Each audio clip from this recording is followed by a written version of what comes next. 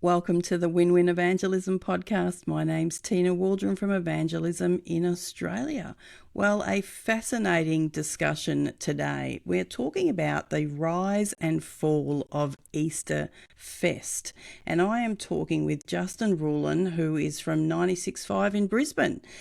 Going to be an incredible discussion. Easterfest, let me tell you a little bit about it first. For those that are going, I've never heard of Easterfest. Well, Easterfest in Australia was also known as the Australian Gospel Music Festival. It started in 1999 and over a decade it kept running in the city of Toowoomba, and the churches worked together and worked so much together that they were working with council and the entire community. The crime rate dropped when Easterfest was on, and at its peak there was 40,000 people coming into Toowoomba for this incredible Australian Gospel Music Festival. But there was a rise and there was a fall, and Justin has also written and produced a recent podcast documenting this entire event. And I want to talk about that and the lessons that we learn. Welcome to you, Justin. Thank you so much, Tina. So, Justin, the funny thing about this is I've listened to the first episode, and I've got to encourage everybody to listen to the rise and fall of Easterfest. I was fascinated because I knew 95% of the bands and people that you were talking about, which I never knew was all sitting behind Easterfest. Tell us a little bit about yourself, because I've heard that you're a bit of a muso anyway. How was your interest to get into this? Yeah, I guess the short story is I was a classically trained brass player who gave all of that away for rock and roll. And I was very heavily involved in the Brisbane band scenes in the mid to late 90s in both kind of, I guess, a mainstream sense and also the Christian sense. So there was a big Christian band scene in Brisbane in the late 90s. And I was quite involved in that. I used to go along to as many gigs as I could. There were bands like Rhubarb and Battered Fish and Beanbag and Dumpster. All these bands had great followings in Brisbane. And then when the Australian Gospel Music Festival came along, later to be called Easterfest, it was just another avenue for musicians and people who loved music to gather, I guess. I was also playing in bands, so I played at the festival for a number of years. And I just loved the community that it built up in Toowoomba, and it literally brought thousands and thousands and thousands of people into that city every Easter weekend. It was such a great time.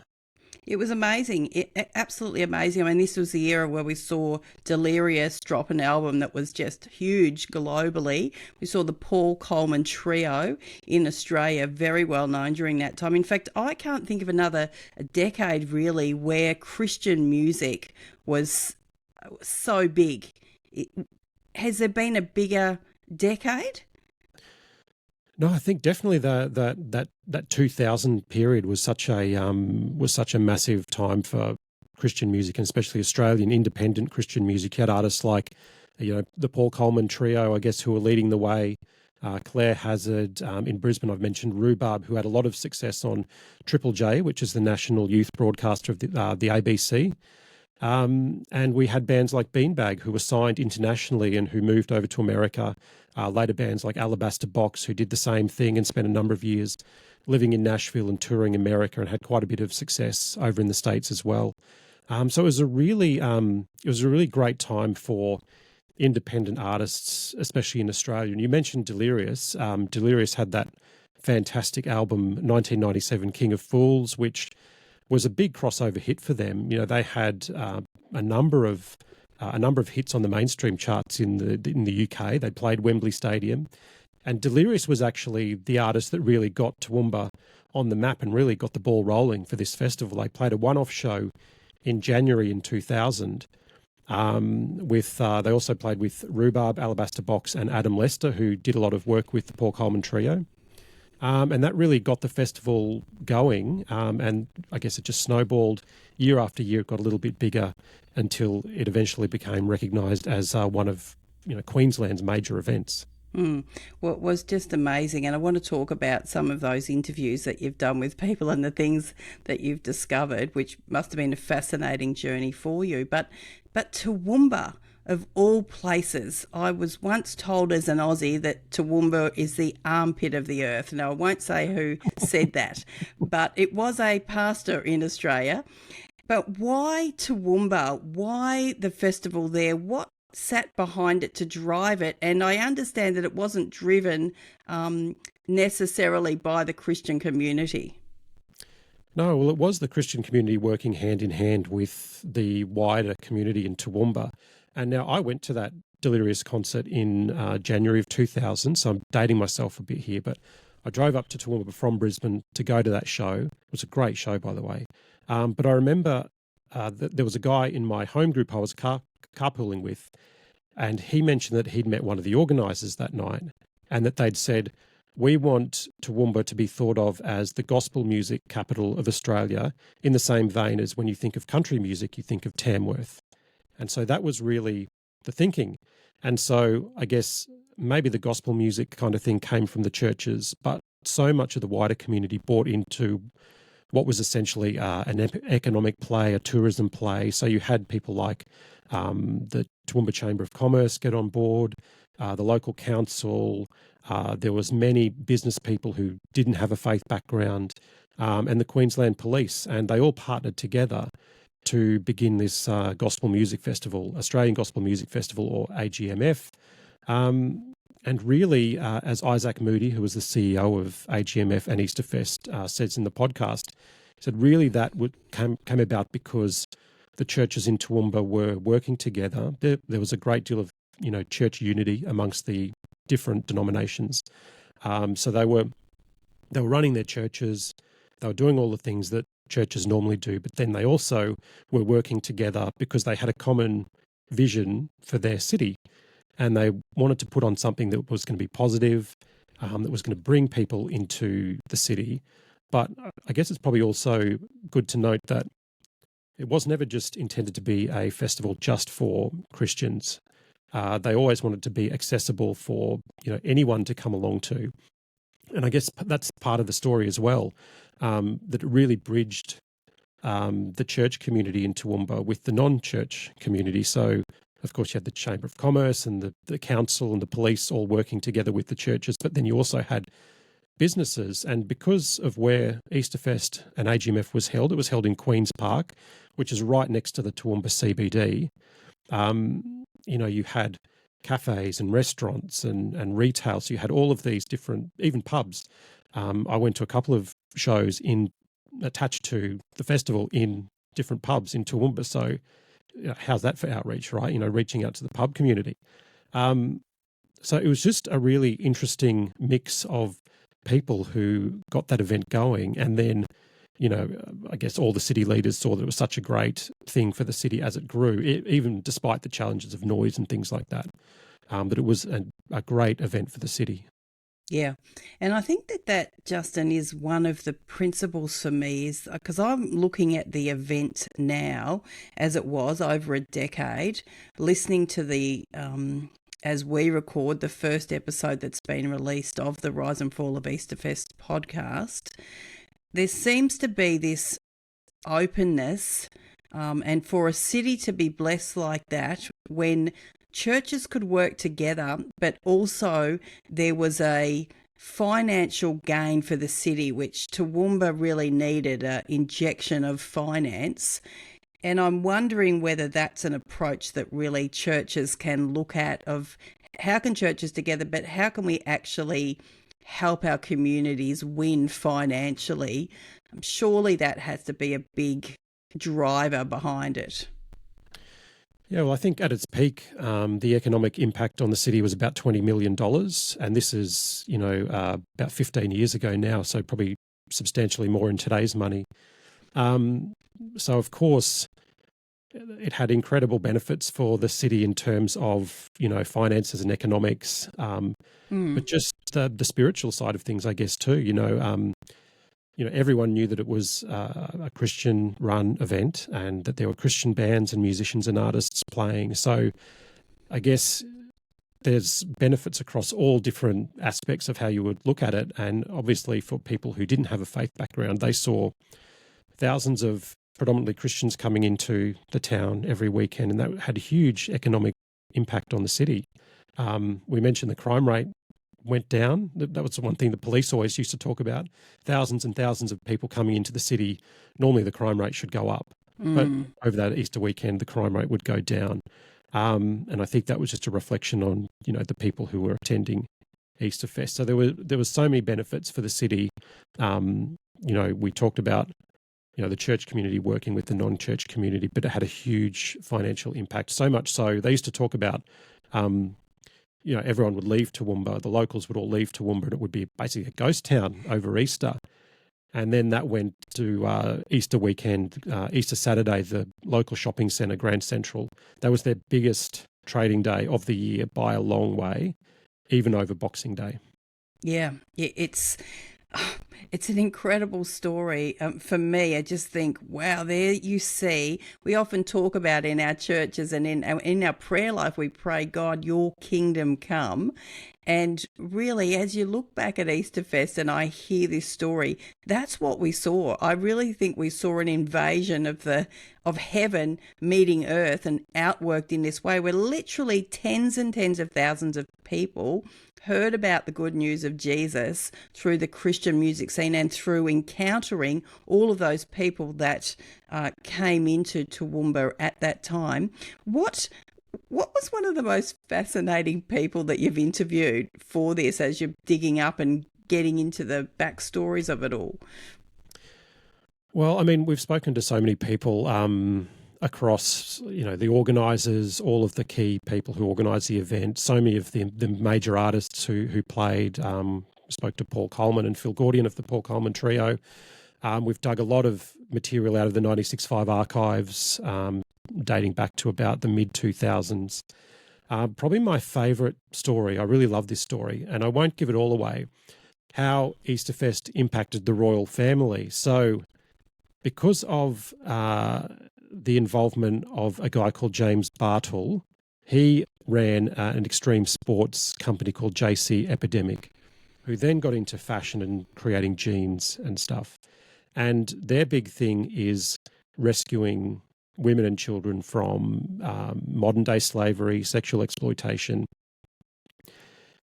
Their impact went as far as to impact Meghan Markle. Wow. And so because of a partnership that was formed at Easterfest, that grew to having an impact on women and children in Southeast Asia, but also had an impact on a then member of the royal family. I just love that story. And that isn't even a music story. That's just something that came about because of this festival that was happening. Just amazing. And, that's the exciting thing, isn't it? When you see ventures like this, like Easterfest or other things that we may put on as churches, at the time we don't necessarily see the impact on every person's life, but as we just step out in those places of obedience of where God calls us to, whether it's a community event to put on or whatever it is, in your world as you're listening, the effects can be just amazing, which sometimes we hear this effect on the royal family, sometimes we don't hear those things. I heard that many bands actually got their start or really were able to become professional musos because of their exposure at Easterfest. Tell us a little bit about that. Yeah, I guess on a local scene kind of view, it really gave Australian artists another platform to get out in front of an audience. And for so many of those bands and artists, you were then playing to many, many more people than you would normally have been used to. We talked about one of the key, in the podcast, we talked about one of the key moments of the festival was Guy Sebastian. People might remember Guy Sebastian, who was heavily involved with his local church in Adelaide when he won the first season of Australian Idol. And Easterfest, or the AGMF as it was in 2004 when this happened, managed to secure Guy for his first ever public performance after he won the festival. But the great thing about that concert, which they sold about 20,000 tickets to, they had 20,000 people at the main stage there for Guy's first performance, was then that gave other local artists a chance to open up for Guy and also play for a much bigger audience than they'd ever played to before. So it gave them exposure. And one band in particular was a band called Rookie. They were like a pop punk band from Brisbane, they're a Christian band. And because of the exposure they attained at things like Easterfest, they were then able to go full-time on the road around Australia. They'd travel around Australia, play at churches, youth groups, high schools, spread the good news through their music because of the exposure they got at things like Easterfest. And one story I particularly love is the biggest band in Christian music globally at the moment is a band called For King and Country.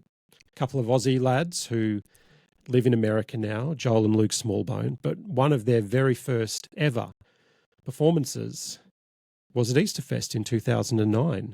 They were unknown. Nobody knew who they were. They didn't actually even have any released music in 2009, but Easterfest gave them a slot. And, you know, they talk about the confidence that they got from their performance at Easterfest and then going back to America, getting signed to a record label. They've gone on to impact probably millions of people through their music. I think 2.5 million followers on Facebook alone. And they're the biggest thing in Christian music in America at the moment. And they got their start at Easterfest. Yeah, that was a fascinating story. I heard about that in the first episode of the podcast, The Rise and Fall of Easterfest. And the other stories, I know you're not going to mention those here, but those stories that are connected to those boys and another artist, obviously, that was out is just all very fascinating. So great listening, which is exciting. Just tell me what, from your interviews and from your insights, what were some of the greatest challenges for the running of Easterfest, or what became known as Easterfest? Well, I guess challenge-wise, you know, music festivals are incredibly risky. They're a risky venture, difficult to keep going. So the fact that they managed to keep the festival running for about 17 years all up was pretty incredible. Really, I mean, and there were so many other music festivals that were lost around this time in 2015 as well. And, you know, music festivals, you basically, with the business model, basically you spend for 52 weeks of the year and you're reliant on one weekend of the year to bring in all of the money you need to sustain yourself for another year. And Easterfest was set up as a not-for-profit organisation, so you know, all the money that they made was ploughed back into the festival. But I remember talking to Isaac Moody, who was the CEO, and Dave Schenk, who was the event director. They basically said, you know, if they got to the weekend of Easter and they just covered their costs, then that would be a great thing, because so often they actually by the time they opened the gates, they hadn't covered the costs, and they'd be then reliant on people walking up and buying a ticket at the gate to get them over the line. So, as Isaac said, it's pretty touch and go financially. I guess in the later years, you know, weather was a bit of a challenge as well. So you've got an outdoor festival, you know, that can be a bit challenging. And I mean, for me, the interesting thing at looking back at Easterfest was that so much of it was run before the advent of social media and smartphones. I'll tell you a little story about my brother. So my brother was a photographer for Easterfest. He's a professional photographer. He snapped a really iconic shot of the Newsboys, where you really get a sense of scale of how big the event was. So the lead singer of the Newsboys, who then was Michael Tate, had run out during the performance onto the catwalk, which is the length of stage that extends out into the audience. He'd run out into the audience, and my brother had snapped this photo just as the lighting guys lit up the crowd. You see thousands of people there in front of him, and they've all got their hands in the air. And what is in their hands? Nothing. Whereas now, they'd all be full of phones and devices. And so much of the festival was run before all of that. And it was really about community. And I think, you know, as those of us who were there in that era, we got older and, you know, things change. And And I'm a classic example of, aging out of an event like this, because I missed the last two festivals because I'd become a dad.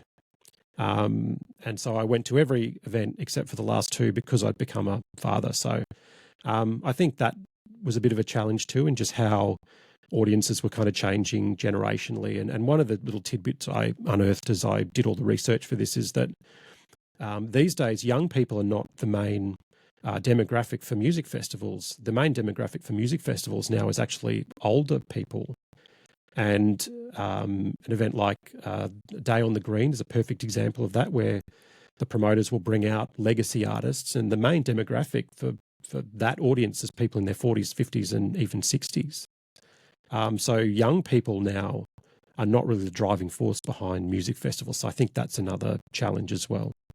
Yes, yeah, absolutely. Things have changed so significantly. Tell me about at the time, like how did it even get so big? Like how did word get around then? Because Christian radio wasn't really where it was at. We didn't have social media. What was behind it becoming so well known? Yeah, well, I mean, as you'll hear in the podcast, the first few events were commercially, I guess they were failures. They didn't make money, they lost money. But one of the keys that Isaac, who was the main promoter and the CEO, said was it was a really a grassroots movement, in that they started to book Australian bands sort of all tiers of people who were just starting out, through to more established acts like the Paul Coleman Trio, Alabaster Box, Rhubarb. But he said what he found is if he booked a whole lot of smaller artists, then if they brought 20, 30, 40, 50 people each, then all of a sudden, if you've got 150 artists, you've got thousands of people at the event. But we mentioned Guy Sebastian. That was actually a really key moment of the festival in 2004. And that almost turned the corner for them, because from there, the festival just kept growing. And it was also actually, interestingly enough, the decision to move the festival into Queen's Park. Prior to Queen's Park, where they moved into in 2002, they had done some events prior to that in Queen's Park, but often the events were spread out all over Toowoomba. So you might find an event in a local nightclub or in a church or sometimes in a basketball hall. Or I remember maybe in 2000, I remember going to all these little alleyways in the city, and they'd have these little stages tucked away in alleyways. And about 2002, they moved everything into the park. And that was kind of the catalyst, and everything kind of started growing from there. Guy Sebastian was a key moment in 2004, and that really started snowballing. They started getting about 5,000 people extra every year after that, to the point where in their peak years around 2008, 9, 10, 11, you're getting 30 to 40,000 people, across the 3 days of the festival, both in the park and also at free events that they would run throughout the city as well. So it really was built on a lot of the grassroots stuff that was happening in Australia with the independent artists. And then as the festival was able to grow that way, they were able to get a little bit more money, and they were able to secure some international artists like Rebecca St. James, the Newsboys. I remember one year there was Robin Mark, who was very big in the worship space.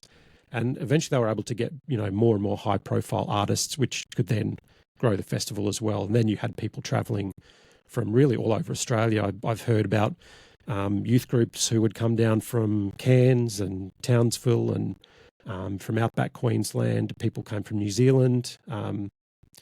So yeah, by that sort of 2008 period, people were coming from all over for this festival. Yeah, it was amazing. And I mean, at the time I was a youth pastor, and I remember like a lot of these bands that were at Easterfest were, they weren't just here for Easterfest. I was working for Youth Alive Victoria at the time, and I know that we were having people on our platforms at big events in Melbourne. I think one of our biggest events ever was with the Paul Coleman Trio.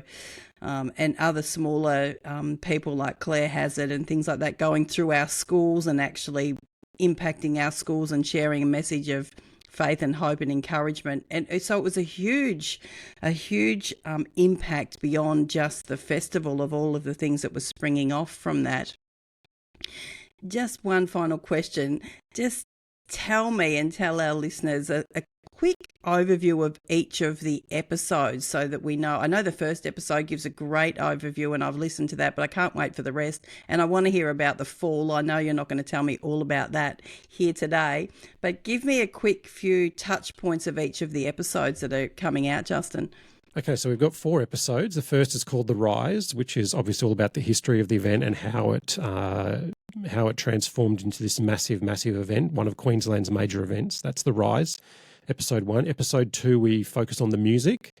So there's a whole bunch of stories from different artists who played the festival over the years, and that's a real focus on the music of the festival.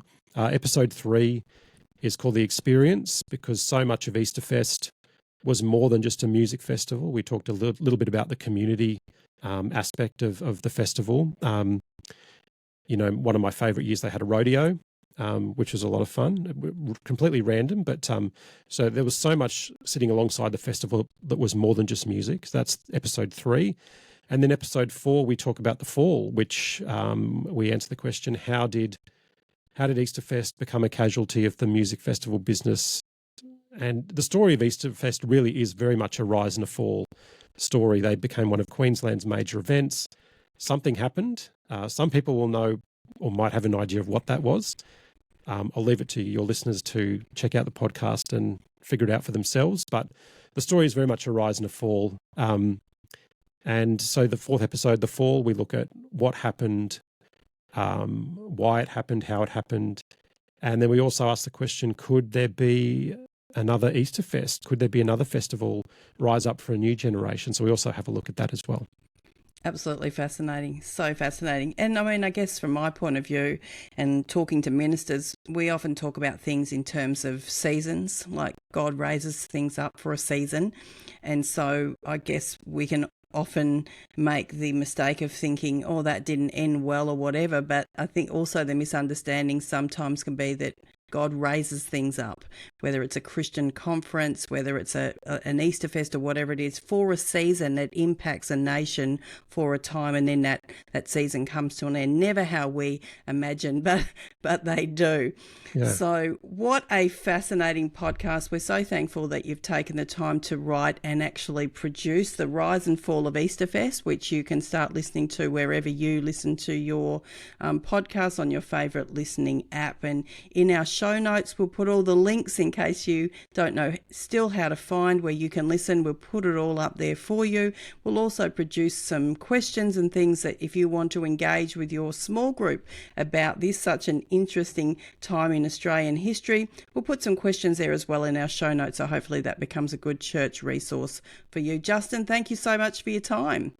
Thanks for taking a trip down memory lane with me. So much fun. Thank you. Thank you.